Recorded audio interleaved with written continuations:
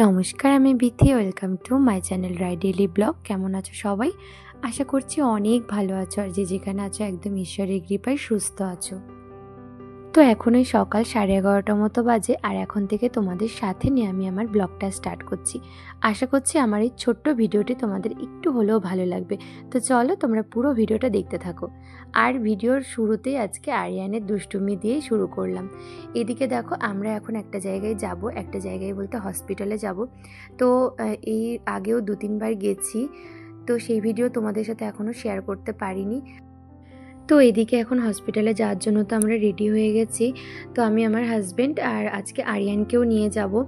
তো সেই কারণে দেখো, ওকে পুরো স্নান করে রেডি করে দিয়েছি। আর স্নানের পরে না মানে খাওয়ার টাইম এখনও হয়নি ওর, সেই জন্য হাতে একটা বিস্কুট দিয়েছিলাম যে বাসি মুখে তো নিয়ে যাওয়া যাবে না। আর সেই বিস্কুটটা না খেয়ে ওরকম হাতে মানে চটকে গুঁড়ো করে খেলছিল। তো সেটা দিয়েই ভাবলাম তোমাদের সাথে ওর দুষ্টুমি দিয়ে আজকে ভিডিওটা শুরু করা যাক। আর এদিকে জানো তো, আমি বেরিয়েই গেছিলাম, পরে মা ডেকে বলছে তুই খেয়েছিস? আসলে তাড়াহুড়োতে না খাওয়ার কথা মনেই ছিল না। তো মা বললো যে ভ্যাকসিন দিতে যাবি, না খেয়ে যেতে নেই, আগে যা খেয়ে নে। তো তাড়াহুড়ো করে কী খাবো করে ভাবলাম যে আমার আজকে শরীরটাও ভালো লাগছিল না, ওই জন্য একটু জলমুড়ি খেয়ে আসলাম। তো এই যে দেখো, এদিকে হসপিটালে চলে এসেছি। আর কিসের ভ্যাকসিন সেটা তো তোমাদের বলাই হয়নি। আসলে কদিন আগে না আমাকে বিড়ালে কামড়ে দিয়েছিল, একটুখানি মানে দোষটা আমারই ছিল অবশ্যই, ওকে না হাত দিয়ে না ধরে ফেলেছিলাম সেই কারণে। তো যাই হোক, এদিকে দেখো ভ্যাকসিন দিতে এসে, তো আজকে সকাল সকাল যেহেতু এসেছি বলে একটু ভিড় ছিল, তো বেশি সময় লাগেনি, তারপরেই কিন্তু হয়ে গেছিলো। আর আমি, এই গাড়িটা পছন্দ হয়েছে?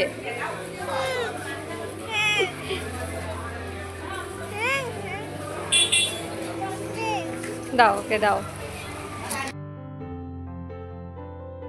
তো এদিকে আরিয়ান এখন অনেকটা বড় হয়ে গেছে, সেটা তোমরা দেখতেই পারলে। নিজে পছন্দ করে এখন গাড়ি কিনতে শিখে গেছে। তো যাই হোক, পছন্দ মতো একটা গাড়ি কিনে নিয়েছে। আর তারপরে হাজব্যান্ডকে বললাম আরিয়ানকে একটু আখের রস খাওয়াই চলো। তো সেই জন্য দেখো, দুজনে দুটো আখের রস নিয়ে নিয়েছিলাম। তো আরিয়ান তো সবটা খেতে পারবে না, যতটুকু খায় আর কি, পছন্দও হবে কিনা সেটাও জানি না। তবে পছন্দ হয়েছিল, কিছুটা খেয়েছিল, অল্প করেই খেয়েছিল।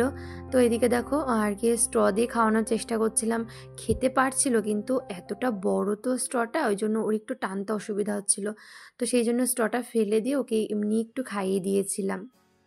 তো এদিকে হসপিটাল থেকে বেরোনোর পর হাজব্যান্ড দেখো আমাদের দুজনকে, আমাকে আর আরিয়ানকে সারপ্রাইজ দিতে কোথায় নিয়ে চলে এসেছে।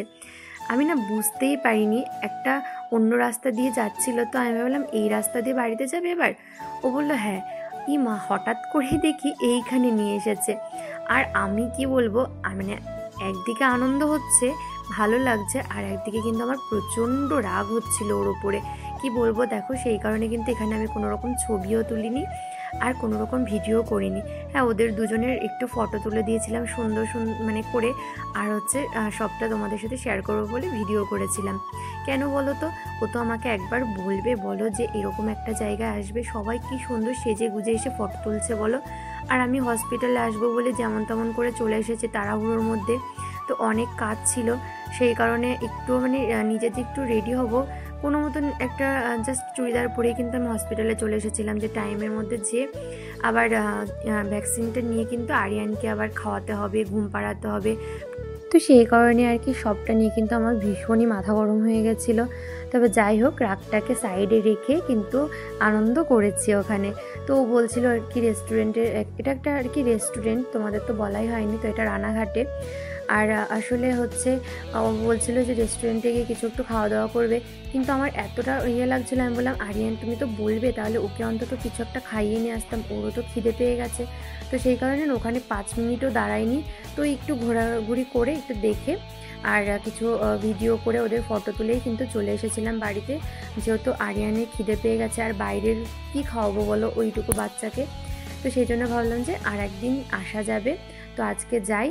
আর এই সারপ্রাইজটা কেন দিয়েছে সেটা তোমাদের বলি। আজ হচ্ছে আমাদের অ্যানিভার্সারি, তো সেই জন্য হচ্ছে ও আমাকে সারপ্রাইজ দেওয়ার জন্য নিয়ে এসেছিল। আর এমনিতেও আজকে আমাদের না দুপুরে একটা রেস্টুরেন্টে খাওয়ার কথা ছিল, তো ভাবছিল এখানে এসেই খাওয়া দাওয়াটা করবে, কিন্তু ও আমাকে যদি একবার না বলে বলো কীরকম লাগে। তো যাই হোক, আর একদিন আসা যাবে, সুন্দর করে সেজে গুজে একদম চলে আসবো দুজনে মিলে, এটাই ভেবেছি আর কি। তো এখানে এসে অনেক ফটো তুলবো, অনেক আনন্দ করব।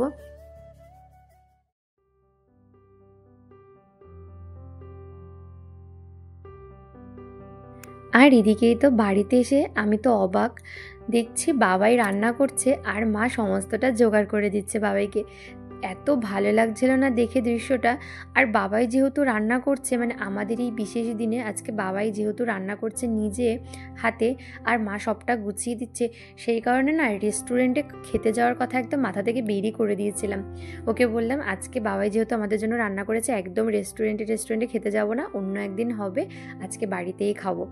তো দুপুরে সবাই একসাথে খাওয়া দাওয়া করে নিয়েছিলাম। আর রাতে এই যে দেখো হাজব্যান্ডের গিফটটা তোমাদের সাথে একটু শেয়ার করে দিলাম। আর তারপরে দেখো রাতের ডিনারটা নিয়ে চলে এসেছি। আর আজকে কিন্তু দুপুরে বাবা মাটন রান্না করেছিল, তো সেটা, আর তার সাথে ও বাজার থেকে নিয়ে এসেছিল রুমালি রুটি, তো সেটাই দিয়ে আজকে ডিনারটা হবে। আর তার সাথে নিয়ে এসেছিল একটু মিষ্টি। আর এসবের সাথে কালকে রাতে মা নিজের হাতে একটা মিষ্টি বানিয়েছিল, তো সেটাও আছে। ওই যে দেখছো ছোট্ট বাটিটাতে, ওই বাটিটাতেই রয়েছে মিষ্টিটা। আরও অনেকটাই ছিল, সকালবেলা খাওয়া হয়েছে আর ওইটুকুই আছে, তো ওটাই রাতে সবাইকে একটু একটু করে দেব।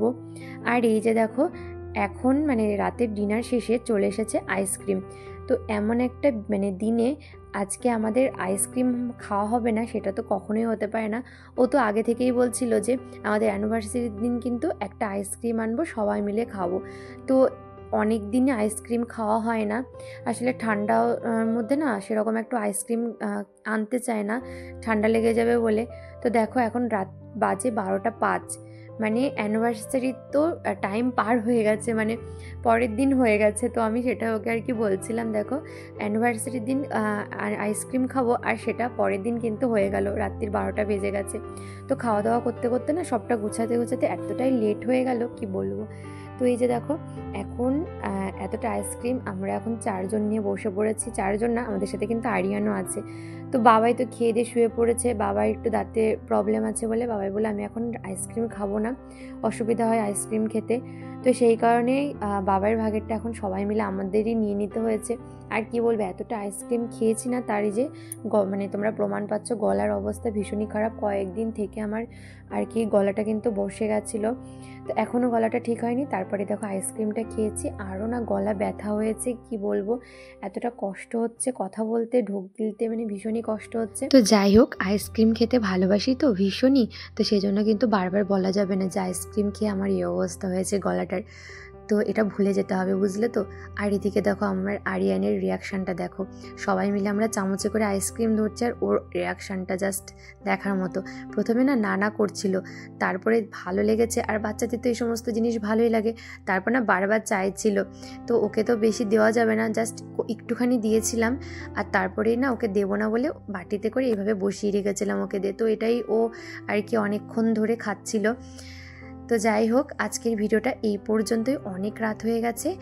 তো তোমরা সবাই ভালো থেকো, গুড নাইট।